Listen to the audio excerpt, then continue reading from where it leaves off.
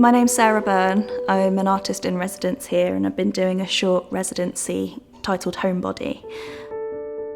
My practice has a few different strands that it focuses on, including photographs, a body of photographs that were taken by my late dad that I only found relatively recently after his passing.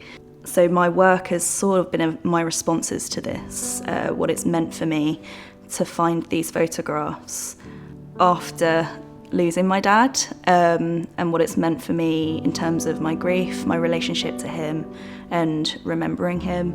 I've been playing a lot with yarn crafts, playing with traditional craft making as a way to explore the relationship that grief has to making and using your hands in quite an autonomous way. Me and my dad were both homebodies. We both really loved being at home, creating a cosy kind of nest, a secure nest for ourselves.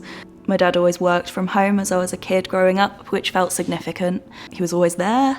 We'd spend a lot of time together. He'd pick me up from the bus stop after school. And just those little moments at home together, dipping biscuits into tea and watching really naff telly, it all felt really valuable and like a big part of my kind of growing up with him.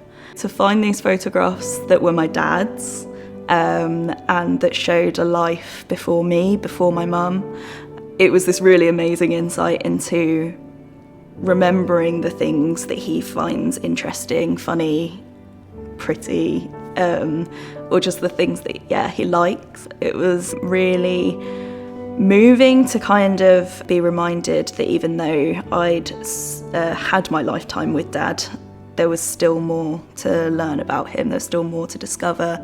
It wasn't all over, it wasn't done.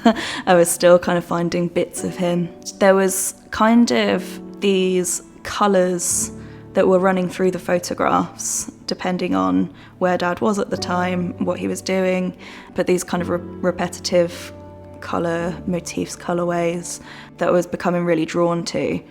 And as I was kind of going through them, I was recognising repetitive colours and patterns and locations that I think subconsciously I was kind of already working into just the kind of crochet I was doing at home anyway. I kind of thought, okay, so how can I customise this basically? How can I really kind of take a little dropper from the photographs and kind of put that into the yarn that I was working with. So I started to do some research and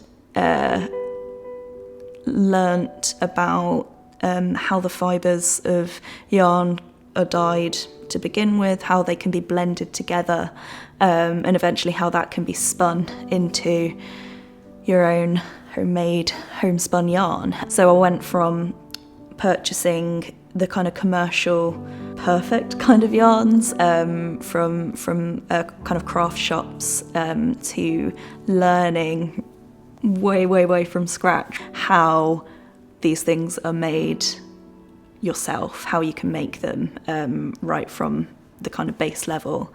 My first attempts at spinning the yarn have all these imperfections and bobbly bits, which I really love. It shows more of the character and the process of hand making something from this kind of point. Really throughout this process, what I've been doing more is really appreciating the materials at different parts of its production, even when the fibres aren't spun yet, but they're dyed and they're kind of blended together. They sit in this really kind of thick vat of this colour blend that I've made, and they look almost painterly. They've kind of been brushed out, and the colours kind of streak through in this really beautiful way. Kind of pausing to kind of appreciate those parts of the material's journey has been quite important, I think. So it's not necessarily just the end goal of getting this kind of workable yarn that I've been interested in. It's all these different stages where I've dyed some yarn and I've hung it up on like my little makeshift washing line, and the shadows that you get in through the window that highlight things that are drying out on the windowsill. It's been a really enjoyable process.